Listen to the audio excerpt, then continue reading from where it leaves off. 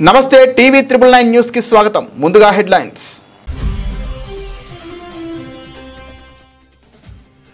White house లో Zelensky Europe నేతలతో America అధ్యక్షుడి కీలక భేటీ. ఉక్రెయిన్ కు భద్రతా హామీలు ఇచ్చేందుకు పుతిన్ ఒప్పుకున్నారని ట్రంప్ వెల్లడి.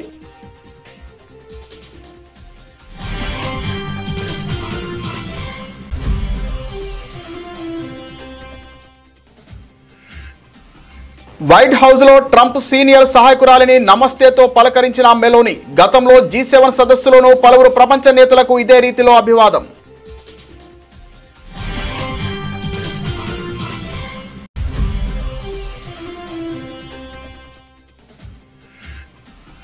ఇండియా కూటమి అధికారంలోకి వస్తే CECపై చర్యలు. బీహార్లోని గయాలో కీలక వ్యాఖ్యలు చేసిన రాహుల్ గాంధీ.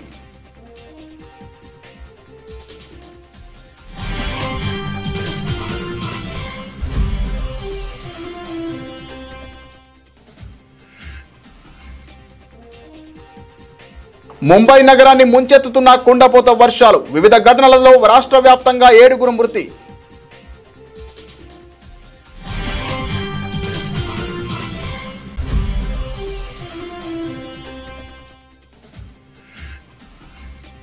రష్యా అధ్యక్షుడు పుతిన్ కు అలస్కాలో అట్టహాసంగా స్వాగతం. యుద్ధ విమానాల విన్యాసాలు, రెడ్ కార్పెట్ పరిచిన ట్రంప్ సర్కారు.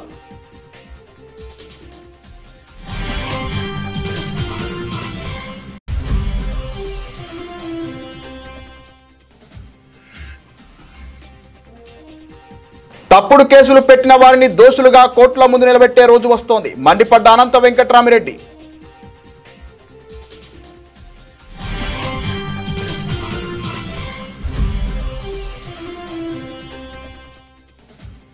కూకట్పల్లిలో హత్యకు గురైన చిన్నారి కుటుంబాన్ని పరామర్శించిన బీఆర్ఎస్ ఎమ్మెల్యే మాధవరం కృష్ణారావు. ఈ 20 నెలల కాంగ్రెస్ పాలనలో క్రైమ్ రేట్ ఎలా ఉందో పోలీసులు నిర్ధారించాలని ఆరోపణ.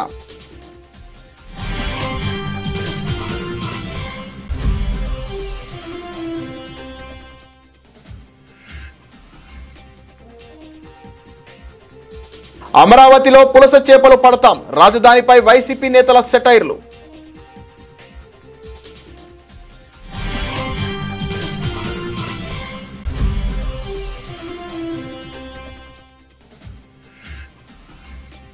ఎంతో భవిష్యత్తు ఉన్న యువకుల మృతి చాలా బాధాకరం. హబ్సిగూడ, ఓల్డ్ రామంతాపూర్లలో మృతుల కుటుంబాలను పరామర్శించిన ఎమ్మెల్యేలు.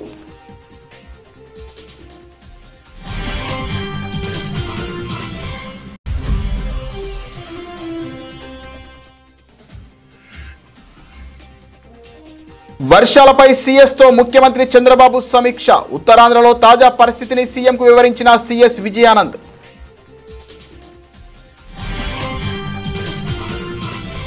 ఉక్రెయిన్ యుద్ధాన్ని ముగించే దిశగా కీలక పరిణామం చోటు చేసుకుంది. శాంతి ఒప్పందంలో భాగంగా ఉక్రెయిన్ కు భద్రతా హామీలు కల్పించేందుకు రష్యా అధ్యక్షుడు వ్లాదిమిర్ పుతిన్ అంగీకరించారని అమెరికా అధ్యక్షుడు డొనాల్డ్ ట్రంప్ వెల్లడించారు. సోమవారం వైట్ హౌస్ లో ఉక్రెయిన్ అధ్యక్షుడు జెలెన్స్కీ, పలు యూరోపియన్ దేశాల అధినేతలతో జరిగిన ఉన్నత స్థాయి సమావేశం అనంతరం ట్రంప్ ఈ కీలక ప్రకటన చేశారు. ఇది శాంతి చర్చల్లో చాలా ముఖ్యమైన ముందడుగు అని ఆయన అభివర్ణించారు. ఈ భద్రతా హామీల విషయంలో యూరప్ దేశాలు కీలక పాత్ర పోషిస్తాయని, అత్యధిక బాధ్యతను అవే తీసుకుంటాయని ట్రంప్ స్పష్టం చేశారు.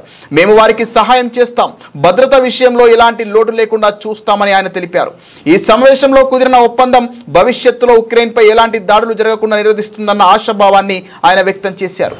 శాంతి ఒప్పందంలో భాగంగా ప్రస్తుత సరిహద్దు రేఖను పరిగణలోకి తీసుకొని భూభాగాల మార్పిడిపై కూడా చర్చించనున్నట్లు ట్రంప్ సూచనప్రాయంగా తెలిపారు. ట్రంప్తో చర్చలు చాలా బాగా జరిగాయని ఉక్రెయిన్ అధ్యక్షుడు జెలెన్స్కీ ఆశాభావం వ్యక్తం చేశారు. తమ దేశానికి బలమైన సైన్యం, ఆయుధాలు, శిక్షణ వంటి సమగ్రమైన భద్రత అవసరమని, దీనికి అమెరికా వంటి పెద్ద దేశాల మద్దతు ఎంతో కీలకమని ఆయన అన్నారు. ఈ సమావేశాల తర్వాత తాను పుతిన్ కు ఫోన్ చేస్తానని, అవసరమైతే పుతిన్, జెలెన్స్కీలతో కలిసి త్రైపాక్షిక సమావేశానికి తాను సిద్ధంగా ఉన్నానని ట్రంప్ ప్రకటించారు.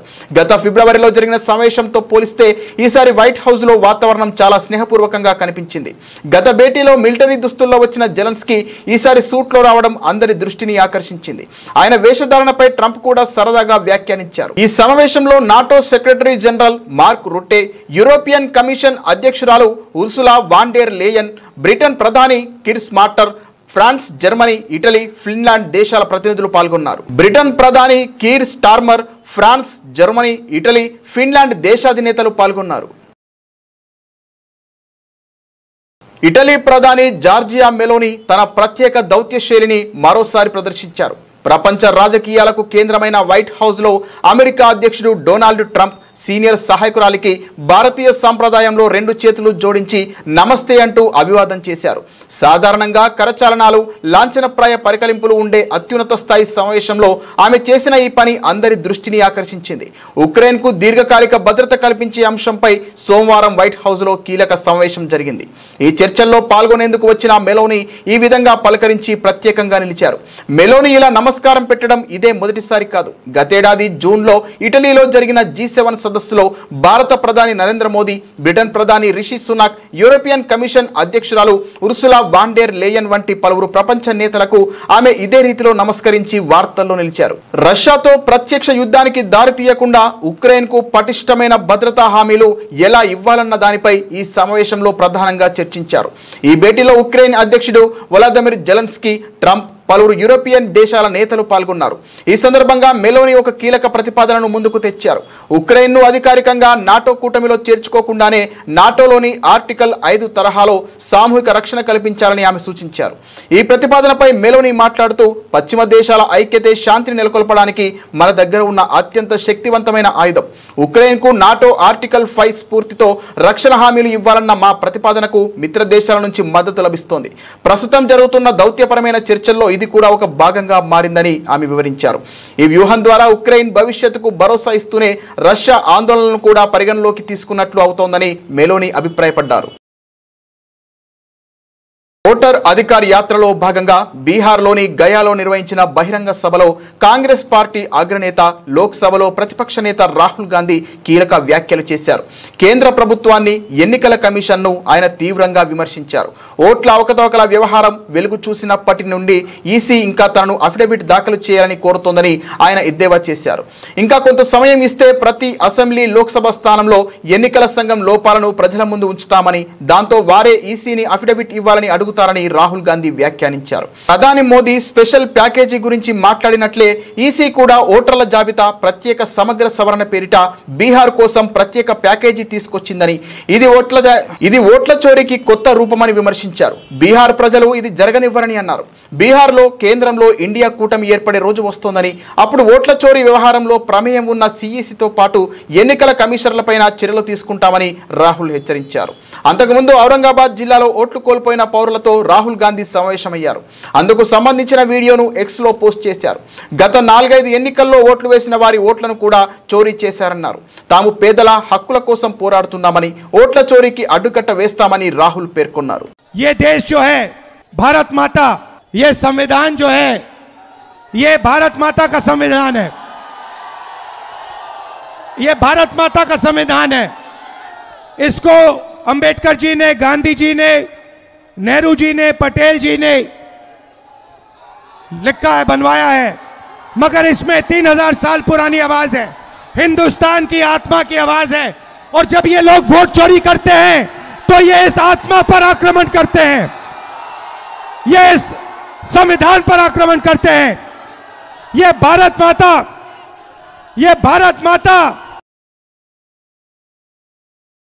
దేశ ఆర్థిక రాజధాని ముంబై నగరాన్ని భారీ వర్షాలు అతలాకుతలం చేస్తున్నాయి. గత 3 రోజులుగా ఎడతెరిపి లేకుండా కురుస్తున్న కుండపోత వానలతో మహానగరం స్తంభించిపోయింది. అనేక ప్రాంతాలు నీట మునిగి జనజీవనం అస్తవ్యస్తంగా మారింది.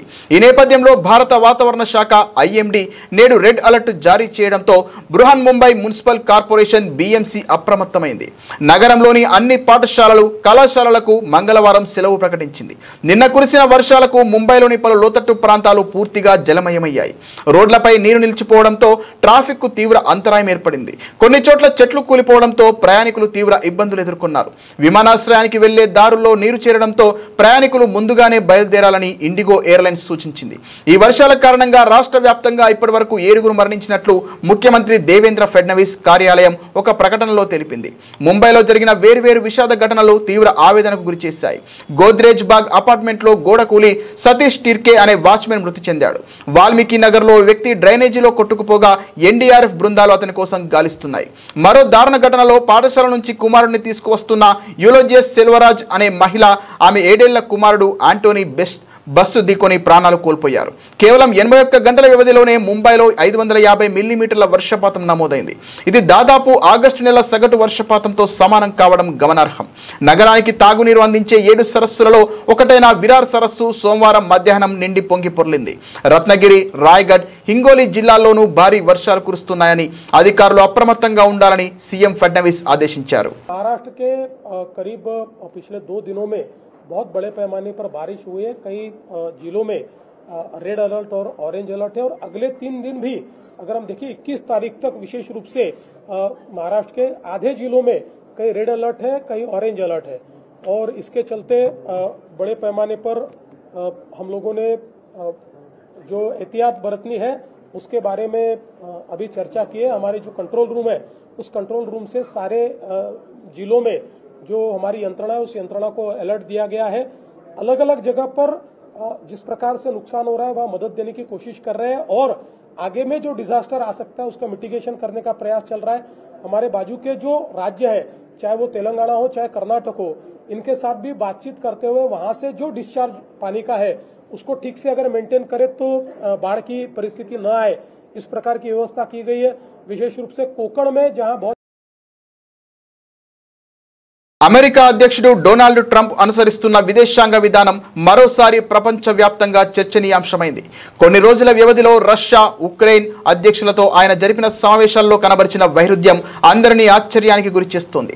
ఒకరికి రాచమర్యాదలు చేసి మరొకరిని సాధారణంగా పలకరించడం ద్వారా ట్రంప్ తన దౌత్యంలో వింత పోకడలను ప్రదర్శిస్తున్నారు. ఆగస్టు 15న రష్యా అధ్యక్షుడు వ్లాదిమిర్ పుతిన్తో ట్రంప్ అలస్కాలో సమావేశమయ్యారు. ఈ భేటీ అత్యంత అట్టహాసంగా జరిగింది. అమెరికాకు చెందిన B-2 స్టెల్త్ బాంబర్లు, F-22 రాఫ్టర్ యుద్ధ విమానాలు ఆకాశంలో గర్జిస్తుండగా పుతిన్ కు స్వాగతం పలికారు. ఇరువురు నేతలు రెడ్ కార్పెట్ పై నడుస్తూ కరచాలనం చేసుకుని కెమెరాలకు ఫోజులిచ్చారు. దాదాపు 6 ఏళ్ల తర్వాత తొలిసారిగా భేటీ అయిన వీరిద్దరూ ఒకే కారులో ప్రయాణించడం విశేషం. కొన్ని రోజుల క్రితం వరకు పుతిన్ ను పిచ్చివాడు అని విమర్శించిన ట్రంప్ ఒక్కసారిగా ఆయనకు ఇంతటి గౌరవం ఇవ్వడం గమనార్హం. పుతిన్తో భేటీ తర్వాత వాషింగ్టన్ లో ఉక్రెయిన్ అధ్యక్షుడు వొలోదిమిర్ జెలెన్స్కీతో ట్రంప్ సమావేశమయ్యారు. అయితే ఈ భేటీ అత్యంత నిరాడంబరంగా ఎలాంటి ఆర్భాటం లేకుండా ముగిసింది.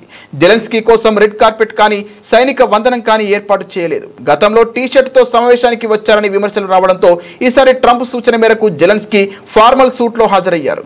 ఈ సందర్భంగా ట్రంప్ జెలెన్స్కీ దుస్తులను మెచ్చుకున్నారు. ఇరుపక్షాలు యుద్ధాన్ని ముగించాలని కోరుకుంటున్నాయి, కానీ ఇది అంత సులభం కాదని వ్యాఖ్యానించారు.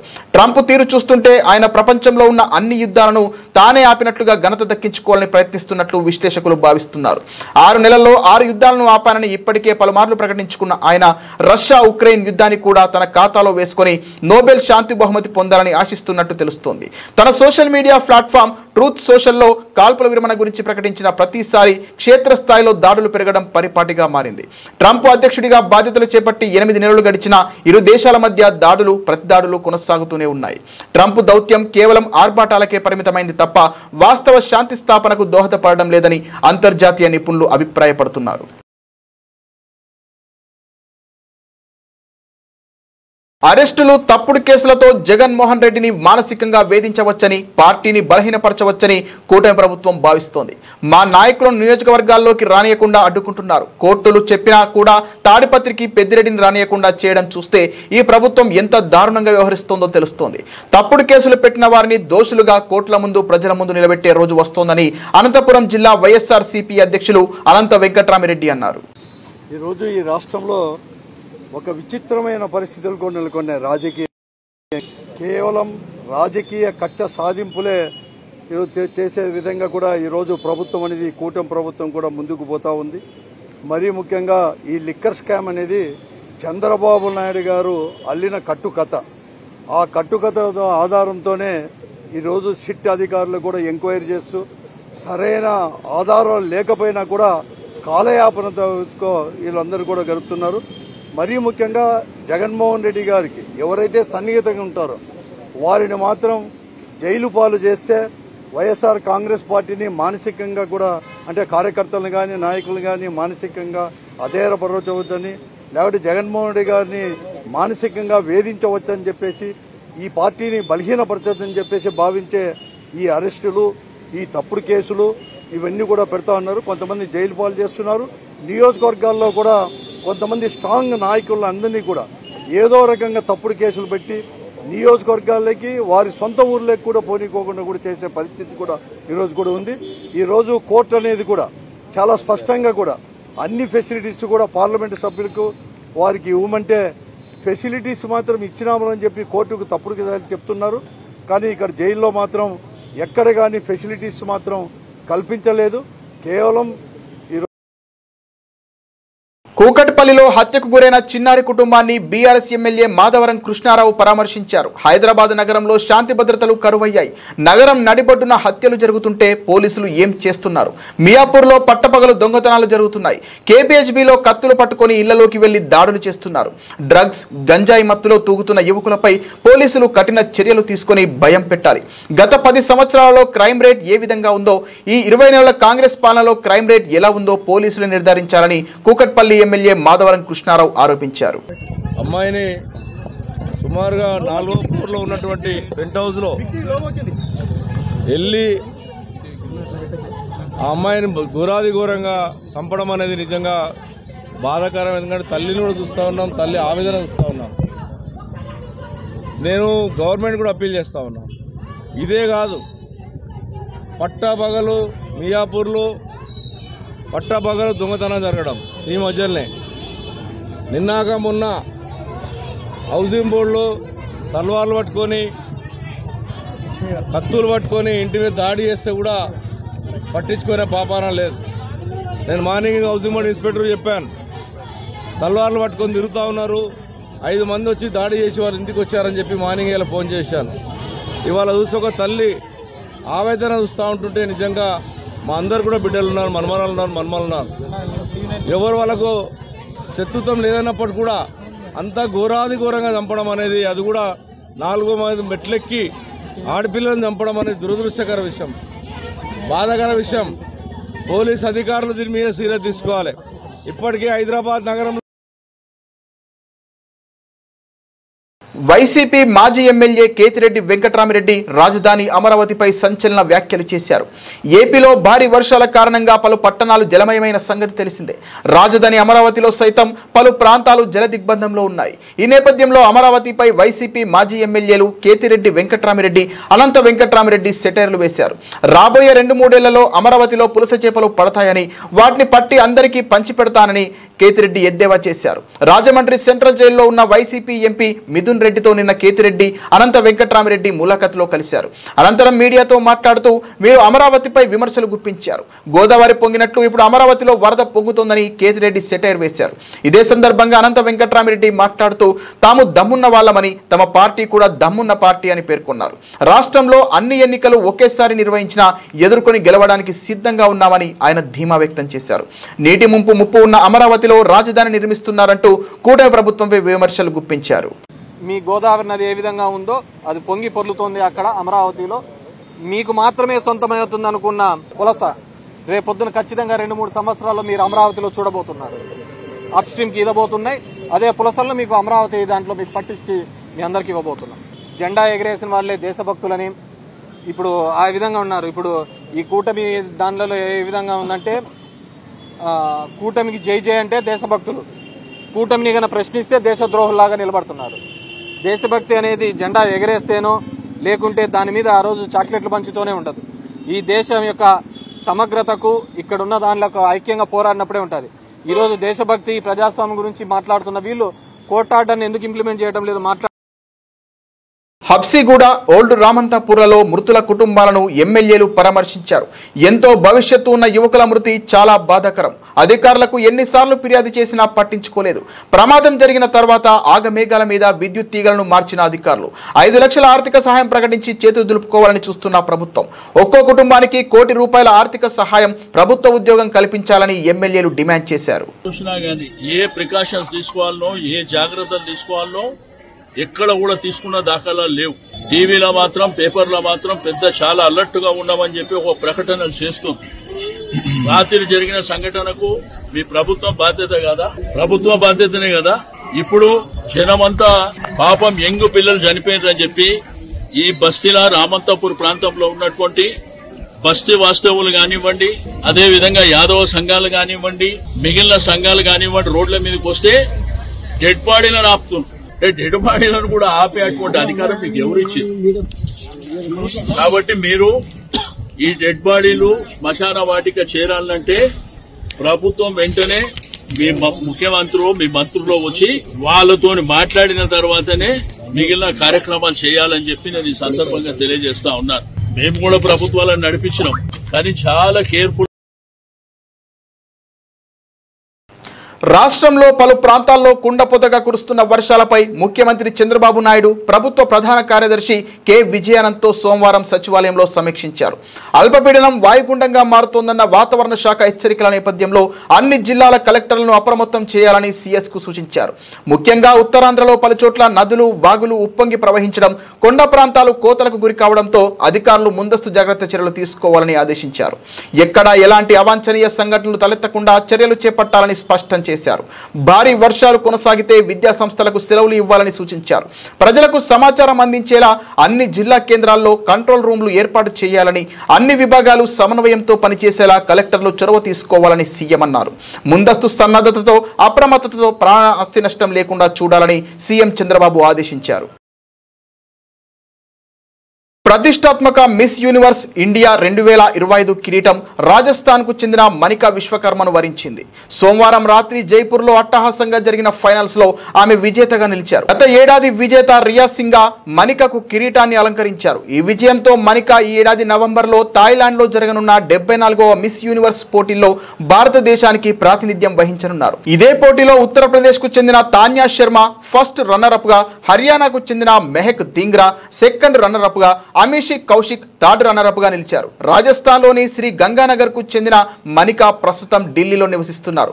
పొలిటికల్ సైన్స్, ఎకనామిక్స్ లో చివరి సంవత్సరం చదువుతున్న ఆమె చిన్న వయసులోనే బహుముఖ ప్రజ్ఞాశాలిగా గుర్తింపు పొందారు. ఆమె శాస్త్రీయ నృత్యంలో శిక్షణ పొందారు. పెయింటింగ్ లోనూ అద్భుతమైన నైపుణ్యం ఉంది.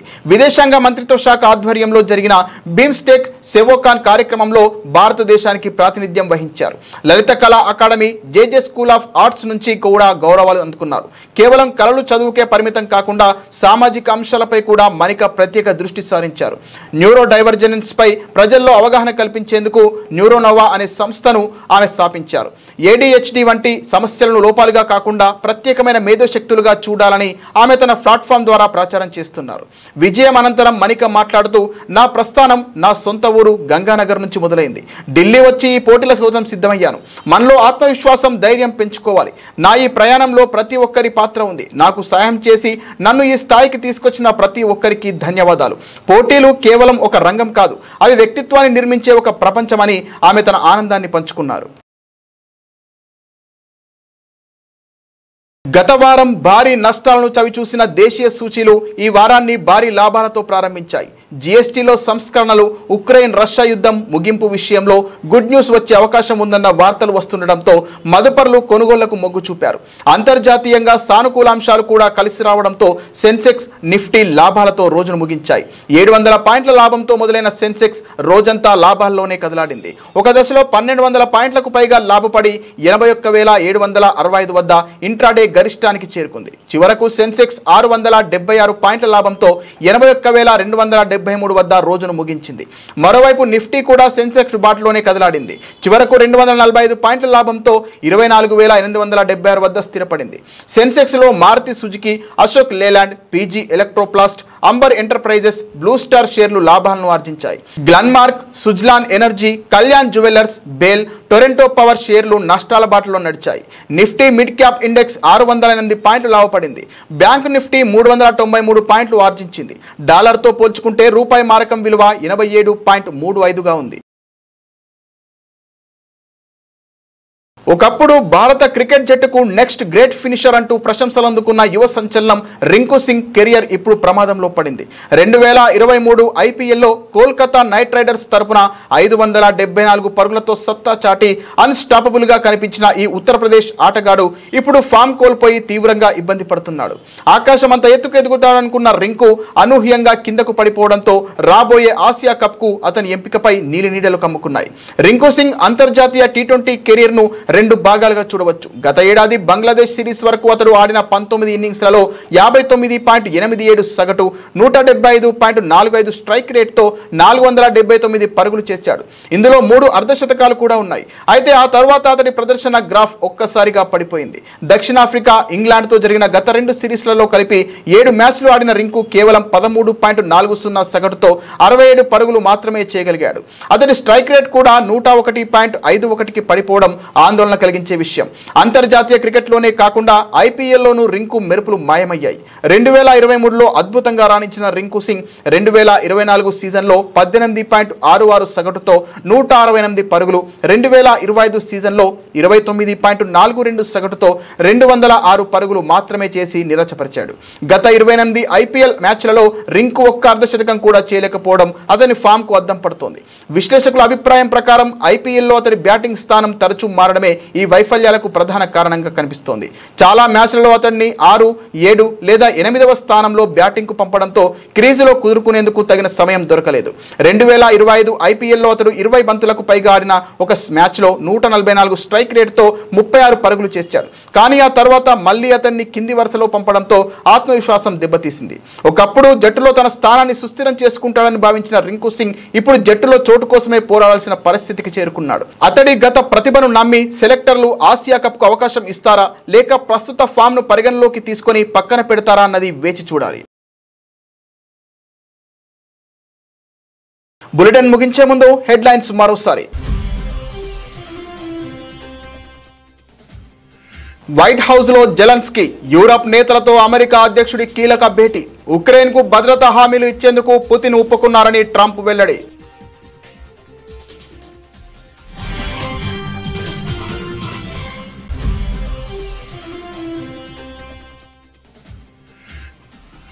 వైట్ హౌస్ లో ట్రంప్ సీనియర్ సహాయకురాలిని నమస్తేతో పలకరించిన మెలోనీ. గతంలో G7 సదస్సులోనూ పలువురు ప్రపంచ నేతలకు ఇదే రీతిలో అభివాదం.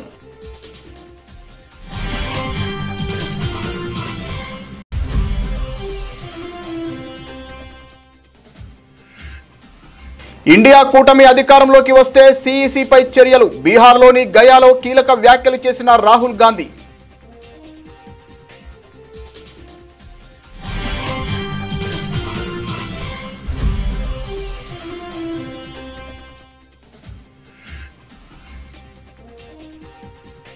ముంబై నగరాన్ని ముంచెత్తుతున్న కుండపోత వర్షాలు. వివిధ ఘటనలలో రాష్ట్ర వ్యాప్తంగా 7 మృతి.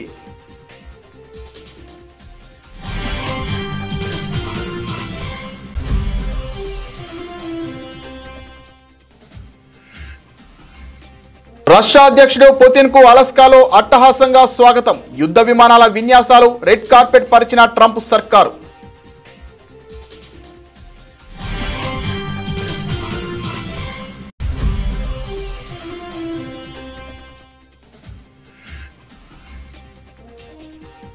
తప్పుడు కేసులు పెట్టిన వారిని దోషులుగా కోర్టుల ముందు నిలబెట్టే రోజు వస్తోంది. మండిపడ్డ అనంత వెంకట్రామిరెడ్డి.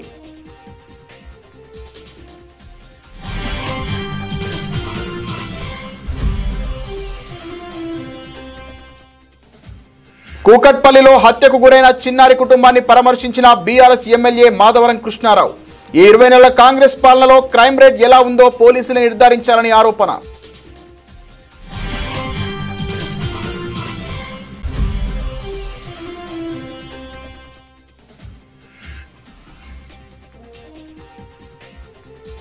అమరావతిలో పులస చేపలు పడతాం. రాజధానిపై వైసీపీ నేతల సెటైర్లు.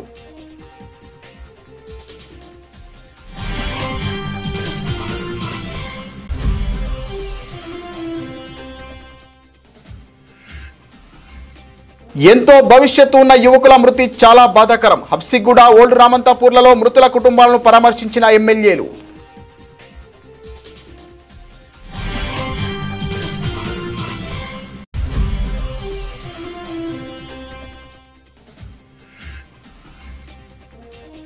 వర్షాలపై సీఎస్తో ముఖ్యమంత్రి చంద్రబాబు సమీక్ష. ఉత్తరాంధ్రలో తాజా పరిస్థితిని సీఎంకు వివరించిన సీఎస్ విజయానంద్.